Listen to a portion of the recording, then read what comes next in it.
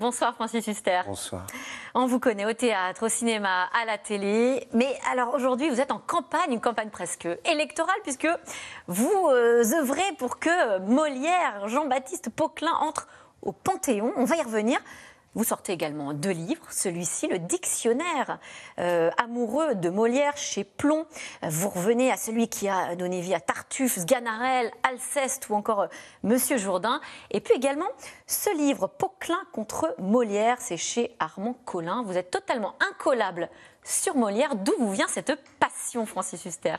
Des maîtres que j'ai eus, à partir de Jean-Louis Barrault, de Pierre Duc, de la Comédie Française, de tous les plus grands acteurs, qui portent tous leur Molière. Ce qui est extraordinaire avec Molière, c'est un peu comme Coluche, c'est-à-dire que chacun a son Molière. Quand on va voir une pièce de Molière, on se transporte sur scène. Pourquoi cette passion pour Molière? Parce que le premier, il a mis le peuple sur scène. Le premier, il a défié tous les pouvoirs. Et ce que je veux expliquer à tous les jeunes qui nous écoutent, c'est que le fait le plus incroyable de sa vie, c'est que le plus grand roi de tous les temps, Louis XIV, décide de lui confier un théâtre, le Palais Cardinal devenu Palais Royal, qui appartenait à Richelieu et qu'il a légué au roi Louis XIV, et il appelle sa troupe la troupe du roi.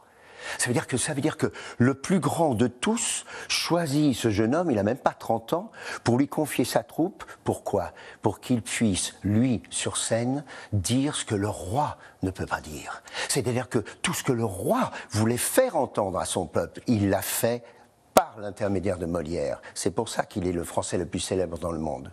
Vous dites d'ailleurs, on a tous notre Molière, ce qui n'est pas le cas. On ne dit pas, on a tous notre Racine ou notre Corneille. Mais non, parce que en plus, comme on le dit vraiment dans le monde entier aussi, le français c'est la langue de Molière. C'est vrai. Et il a inventé, c'est pour ça qu'il a inventé l'art de l'acteur. Avant Molière, l'acteur sur scène joue de cette façon-là. N'en doutez point, Bioris, malgré ces injustices, c'est ma mère. Parce qu'il fallait respirer, il fallait hurler, il n'y avait pas d'électricité. Pour être entendu partout. Pour être entendu, on avait 20 minutes par acte, on allait à toute blinde.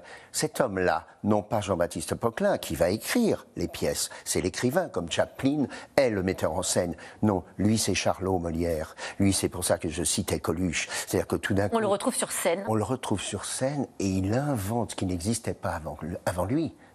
L'art de l'acteur dans le regard, dans le silence. Le visage devient un jardin d'âme. Et les personnages ne sont pas des personnages. Sur le texte, ce sont des personnages. Mais sur scène, ce sont des rôles. Finalement, en vous entendant, on se rend compte que c'est encore extrêmement actuel, extrêmement moderne. C'est peut-être un message à passer aux plus jeunes qui pourraient en douter en se disant mais c'est quand même un auteur un peu suranné. On va vous regarder d'ailleurs dans une pièce, on est il y a quelques petites années, en 1979. Vous jouez Don Juan, c'est à la Comédie Française. Et c'est vrai que pour ceux qui connaissent mal Molière, on peut se dire « Ah, mais c'était une autre époque ». Ce n'est pas le cas. C'est jamais le cas.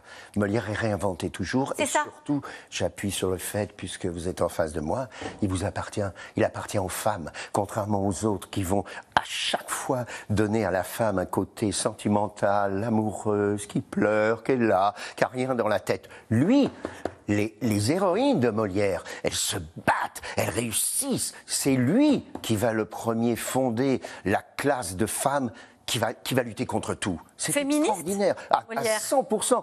Aujourd'hui, Molière écrirait une pièce, ce serait sur les féminicides. Et il oserait dire la vérité. Ce serait sur ces jeunes filles qui, tout d'un coup, à 15 ans, à 18 ans, se sont prostituées pour essayer de gagner un peu quelque chose pour s'acheter des vêtements. Personne ne le sait. Personne n'ose en parler. Voilà les pièces de Molière. Oui. C'est sûr et certain. Et puis, ce qui rapproche Molière de la jeunesse, justement, et c'est pour ça que j'ai voulu écrire les 2 livres en même temps, c'est le combat de l'auteur contre l'acteur. Pourquoi on dit l'œuvre de Molière? Il n'a jamais écrit, c'est Poquelin.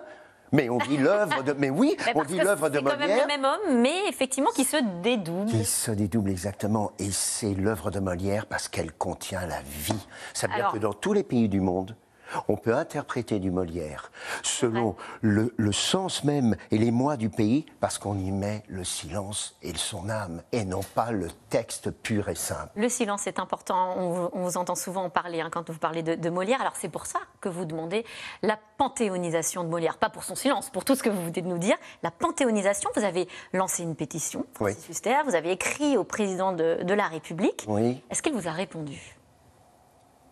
Il m'a déjà répondu dans mon âme. Je suis absolument certain que dans les quelques jours, les quelques semaines qui viennent, bien évidemment, la décision sera prise. Et dans quel sens ? J'espère que ce sera le sens désiré par Victor Hugo, par Voltaire, par tous ceux qui traitaient Molière. On peut le voir dans les livres, justement, comme le plus grand de tous. Parce que Molière n'écrit pas, il vit. Macron a fait du théâtre aussi. Est-ce que ça pourrait peser dans sa décision ? Il n'y a pas de comédien au Panthéon. Son épouse aussi, la présidente a donné sa vie aussi à la passion du théâtre. Je crois que ce qui peut, j'espère, faire basculer, puisqu'il y a aussi la ville de Paris, le Conseil de Paris à l'unanimité. Qui vous soutient, qui a signé la pétition ? Tout le monde, puis les milliers de signatures. Je crois que ce qui peut toucher le président, c'est que ce combat-là pour faire entrer Molière est juste, parce qu'en même temps que Molière, et c'est son œuvre qu'il faut faire entrer au Panthéon, puisqu'on l'a acheté à la fosse commune. On n'a plus son corps, oui, on n'a pas de corps. Mais son œuvre rentrera. Quand on est dans une église, il n'y a pas la présence de Dieu. Une synagogue, il n'y a pas de Moïse ou David. Le prophète n'est pas là dans une mosquée. Ce qui compte, c'est l'œuvre, c'est la parole. Et le peuple et la rue avec lui, finalement. Le peuple avec lui, et puis tous ceux qui, depuis 4 siècles, donnent à ce métier de comédien une éternelle jeunesse, justement. Une force incomparable, l'amour. Il y a eu plein de rumeurs sur Molière, on ne va pas toutes les citer. Vous revenez dessus dans les livres parce que d'ailleurs vous tordez le cou à certaines idées reçues, ça vous énerve un peu. Vous dites depuis 4 siècles, on nous sert les mêmes mensonges. Bon, d'abord, oui, Molière a écrit ses propres pièces pour tous ceux qui en doutaient. Et puis vous nous faites une révélation aussi sur sa mort. Bien évidemment, il a été empoisonné à la 4e représentation du Malade imaginaire, puisqu'il buvait les fioles que M. Purgon, son médecin, lui donne. Hop, et tout d'un coup, il y avait de l'arsenic, du poison. Mais ça, c'était dans la pièce, normalement. En faux. Dans la pièce, il n'était pas empoisonné. Voilà. Mais à la fin, il a tenu les 1h40 de la pièce, et puis on l'a ramené chez lui à Richelieu. Et à partir de là, la légende est née. On a dit Molière est mort sur scène. On demande à un comédien, tu veux mourir comme Molière sur scène? Il n'est jamais mort sur scène. Si, c'est justement Molière, le comédien, qui est mort sur scène, on l'a plus jamais vu. Mais l'auteur, Jean-Baptiste Coquelin, son agonie a lieu chez lui. Oui, son agonie est chez lui, rue de Richelieu, et bien évidemment, remettons-nous à l'époque, les comédiens sont jetés à la fosse commune, sauf s'ils renient leur métier, ce que ne veut évidemment pas faire Molière, on le jettera à la fosse commune. Et à partir de ce moment-là, dès le lendemain, toute trace de l'impie Molière doit disparaître. Et ce qui est extraordinaire, c'est que la seule chose qu'on a, c'est sa signature sur l'acte du notaire de l'illustre théâtre, Molière. Ça veut dire son œuvre de comédien. Et si le président de la République nous fait l'honneur d'ouvrir les portes de la gloire, je suis sûr que Zola, Victor Hugo, tous les autres, tous ceux, Alexandre Dumas, tous ceux qui sont là, le salueront à son entrée et se baisseront devant lui. Eh bien, en attendant la réponse, peut-être positive, du président de la République, on peut lire votre dictionnaire amoureux de Molière, Francis Huster, et puis également ce discours entre Poquelin et Molière. C'est aux éditions Armand Collin. Merci à vous. Merci beaucoup. Tout de suite, c'est dans l'air avec Caroline Roux. Bonne émission à vous et à demain.